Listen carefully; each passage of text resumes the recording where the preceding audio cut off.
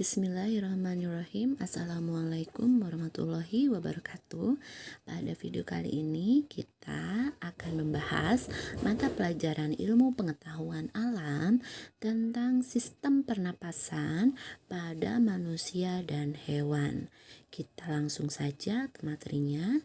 Yang pertama kita akan membahas terlebih dahulu sistem pernapasan manusia. Nah, alat-alat pernapasan manusia itu sebenarnya ada banyak ya. Namun alat utamanya yaitu paru-paru. Nah, sebelum masuk ke paru-paru ada beberapa saluran yang harus dilewati oksigen gitu. Yang pertama itu ada hidung.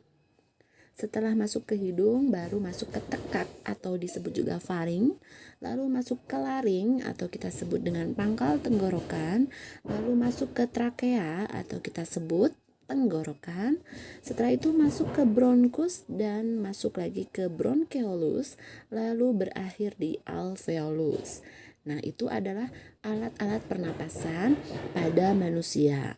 Nah, selanjutnya ini adalah gambang dari penampang alat-alat pernapasan manusia.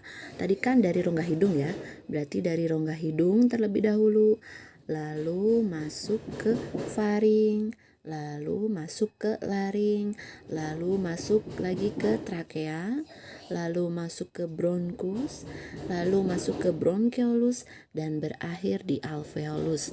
Nah, ini adalah gambar yang besar ini merupakan alveolus. Kalau diperbesar gambarnya seperti ini.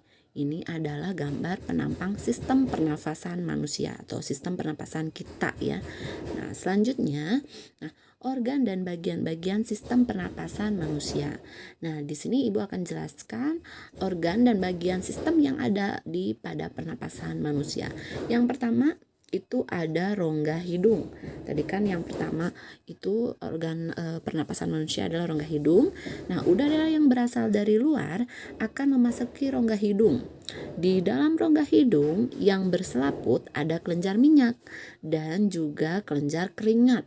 Nah, kelenjar minyak dan keringat ini berfungsi untuk menangkap benda-benda asing yang masuk ke dalam saluran pernapasan. Karena kan hidung kita itu kan menyerap, menghirup udara. Nah, udara yang masuk itu belum tentu bersih. Nah, benda-benda asing ini diserap atau dicegah oleh kelenjar minyak dan juga kelenjar keringat. Lalu di dalam rongga hidung pun juga ada rambut-rambut kecil dan tebal yang berfungsi untuk menyaring partikel kotoran-kotoran yang masuk ke dalam hidung bersama udara.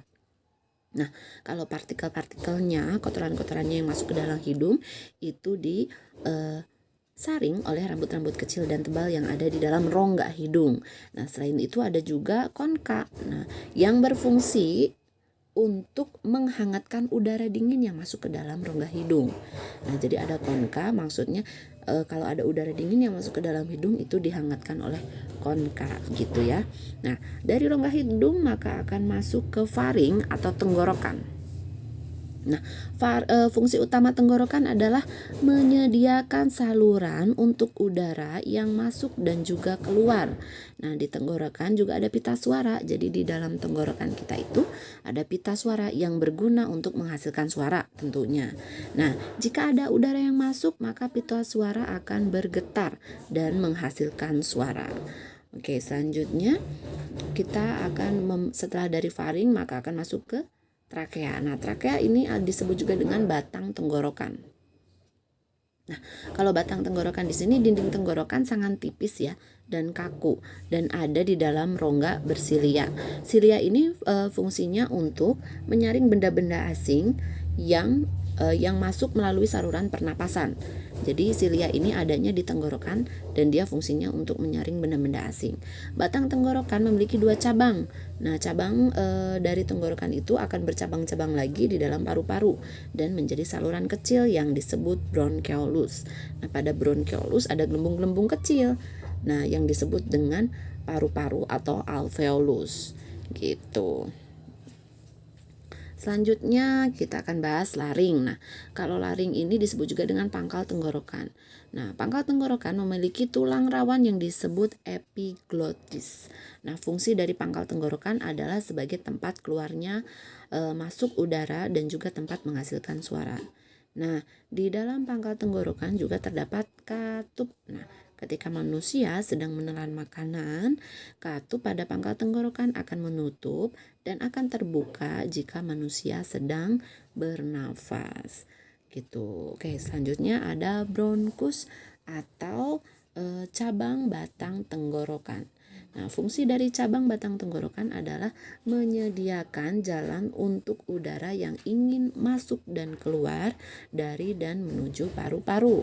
Nah, pada cabang tenggorokan itu ada cincin tulang rawan yang melingkari dengan baik. Nah, cabang batang tenggorokan memiliki cabang-cabang lagi yang disebut dengan bronkeolus. Batang tenggorokan memiliki dua cabang, yaitu cabang sebelah kiri dan kanan. Kedua cabang itu mengarah kepada paru-paru dan bercabang lagi. Nah, cabang-cabang kecil yang masuk ke dalam paru-paru disebut alveolus.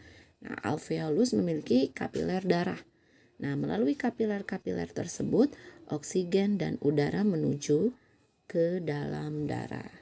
Oke, selanjutnya adalah pulmo atau paru-paru. Nah, paru-paru terbagi menjadi dua bagian. Ada yang kanan dan ada yang kiri. Nah, paru-paru bagian kanan terdiri dari 3 lobus atau 3 ruangan ya. Sedangkan paru-paru kiri memiliki 2 lobus atau 2 ruangan.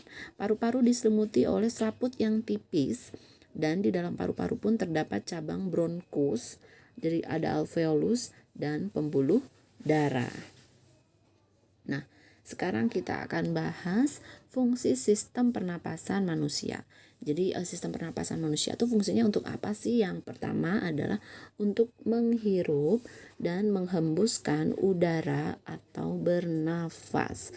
Nah, ketika sedang menghirup udara, diafragma dan tulang rusuk itu terangkat.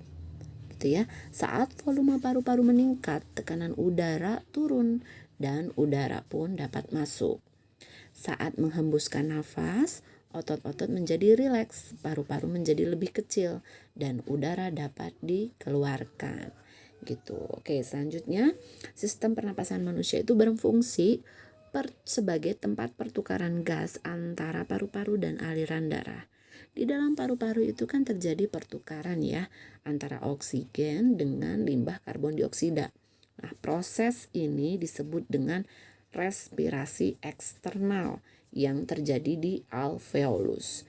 Nah, oksigen yang dihirup akan mengikat molekul hemoglobin dalam sel darah merah dan dipompa melalui aliran darah. Nah, jadi tempat terjadinya pertukaran oksigen dan karbon dioksida itu ada di alveolus. Lalu fungsi yang ketiga sistem pernafasan manusia yaitu sebagai tempat pertukaran gas antara aliran darah dan jaringan di dalam tubuh. Nah, aliran darah akan mengalirkan oksigen ke sel tubuh gitu ya dan membuang limbah karbon dioksida. Nah, proses ini disebut respirasi internal. Kalau tadi respirasi eksternal, sekarang respirasi internal. Nah, pada proses ini, sel darah merah akan membawa oksigen yang diserap dari paru-paru ke seluruh tubuh melalui pembuluh darah. Oke, fungsi yang keempat adalah menciptakan suara. Nah, udara yang menggetarkan pita suara akan menciptakan sebuah suara. Selama bernafas, udara akan mengalir dari paru-paru ke kotak suara.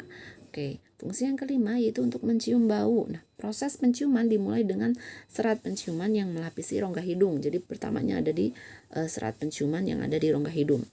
Nah, saat udara memasuki rongga hidung, bahan-bahan kimia di udara akan mengaktifkan reseptor sistem saraf dan stimulus ini atau rangsangan ini akan mengirimkan sinyal ke otak. Nah, sinyal tersebut akan bergerak dan disitulah manusia bisa mengenali bau. Gitu ya. Nah, sekarang kita akan bahas proses pernapasan pada manusia. Nah, manusia ini sebenarnya memiliki 2 mekanisme pernapasan, yaitu ada pernapasan dada dan ada pernapasan perut. Nah, kita akan bahas yang pernapasan dada terlebih dahulu. Pernapasan dada, ketika kita bernapas itu menggunakan dada, otot yang berperan adalah otot-otot di sekitar tulang rusuk. Nah, jika otot-otot pada tulang rusuk mengalami kontraksi atau bergerak, tulang rusuk akan terangkat sehingga volume di dada akan menjadi lebih besar. Hal ini akan menyebabkan tekanan di dalam rongga dada menjadi lebih kecil. Berarti karena volumenya membesar, maka tekanan di dalam rongga dada mengecil. Karena tekanan udara mengecil, maka akan menyebabkan udara dapat masuk dari luar tubuh ke dalam tubuh.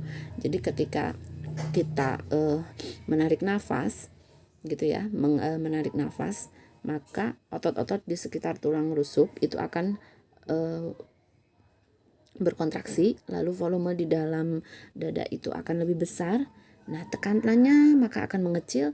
Karena tekanan mengecil, maka udara pun dapat masuk ke dalam tubuh. Nah, proses ini disebut dengan inspirasi gitu ya. Nah, apabila kontraksi dari otot dalam tulang rusuk dan tulang rusuk kembali pada posisi semula, jadi si tulang rusuknya ini jadi tidak terlalu banyak bekerja, maka akan menyebabkan tekanan udara di dalam tubuh itu akan bertambah. Jadi ketika tulang rusuknya itu normal kembali, nggak mengembang, maka dia tekanan di dalam udaranya atau tekanan udara di dalam dada kita itu akan bertambah. Nah, hal ini akan menimbulkan udara di dalam paru-paru itu tertekan keluar gitu. Nah, hal inilah yang disebut dengan ekspirasi gitu. Oke, itu adalah pernapasan dada, pernapasan yang menggunakan dada. Nah, lalu ada pun pernapasan perut. Pernapasan perut disebut juga dengan pernapasan diafragma. Nah, di sini pernapasan ini menggunakan diafragma dan otot-otot dinding rongga perut. Nah, otot diafragma akan berkontraksi dan posisinya menjadi datar. Hal ini menyebabkan volume rongga dada menjadi bertambah besar dan tekanan udara menjadi kecil. Karena tekanan udara rendah, maka paru-paru akan mengembang. Nah, saat itulah terjadi masuknya udara ke paru-paru atau proses menghirup udara. Sedangkan proses ekspirasi pernapasan perut, kalau tadi kan inspirasi ya, proses inspirasi. Nah, sekarang ekspirasi pada pernapasan perut terjadi ketika otot diafragma itu menjadi rileks dan otot-otot yang ada di dinding perut menjadi kontraksi. Nah, hal ini akan menyebabkan bagian dalam rongga perut menjadi terdesak ke arah diafragma, sehingga hal tersebut menyebabkan posisi diafragma menjadi cekung dan ke arah rongga dada. Nah, ini adalah proses pernapasan menggunakan perut. Nah, ini adalah penampang proses inspirasi dan ekspirasi. Untuk membedakannya, kalau inspirasi itu menghirup udara, kalau ekspirasi itu mengeluarkan udara. Nah, ketika udara masuk, maka otot tulang rusuk itu berkontraksi sehingga rongga dada ini mengembang, gitu ya, menjadi membesar. Nah, diafragma itu bergerak turun. Jadi karena dadanya membesar, maka diafragma turun. Gitu. Ini adalah proses inspirasi ketika kita menghirup udara. Lalu ketika kita mengeluarkan udara, maka otot tulang rusuk itu akan melakukan relaksasi. Kalau tadi kontraksi, sekarang relaksasi. Kalau kontraksi itu mengembang, relaksasi itu mengempis gitu ya. Sehingga rongga dada menjadi mengempis gitu. Nah, dan diafragma mengalami relaksasi atau bergerak naik gitu. Itu otot diafragmanya. Nah, ini yang disebut juga dengan mekanisme ekspirasi. Nah, ini adalah penampangnya seperti itu. Nah, lalu kita akan bahas alat pernapasan hewan. Nah, beberapa contoh hewan di sini Ibu akan jelaskan beserta dengan alat pernapasannya. Oke, yang pertama adalah amuba. Amuba ini adalah hewan bersel satu di mana dia bernafas menggunakan seluruh tubuhnya. Jadi seluruh tubuhnya itu digunakan untuk bernafas. Lalu ada hewan berpori atau porifera, hewan berongga, coelenterata, dan cacing atau disebut juga dengan vermes bernafas menggunakan seluruh permukaan kulitnya. Jadi hewan berpori, berongga, dan cacing itu bernafas dengan permukaan ya, permukaan kulit. Yang ketiga ada hewan beruas-ruas atau arthropoda seperti udang gitu ya. Nah, kalau udang atau hewan yang beruas-ruas itu bernafasnya menggunakan insang. Nah, kalau belalang menggunakan trakea gitu. Oke, yang keempat adalah hewan bertubuh lunak atau moluska. Nah, contohnya adalah cumi-cumi yang bernafas menggunakan insang dan bekicot yang bernafas menggunakan paru-paru. Lalu ada ikan yang bernafas menggunakan insang. Lalu ada katak yang bernafas menggunakan paru-paru dan kulit. Gitu ya. Ada reptil, hewan melata seperti kadal, ini bernafas menggunakan paru-paru. Lalu ada burung yang bernafas menggunakan paru-paru. Kalau dia sedang tidak terbang, kalau ketika terbang dia akan dibantu pernafasannya menggunakan kantung-kantung udara. Lalu yang terakhir ada mamalia atau hewan menyusui atau hewan melahirkan. Nah, ini biasanya bernafas menggunakan paru-paru. Nah, seperti itulah pembahasannya.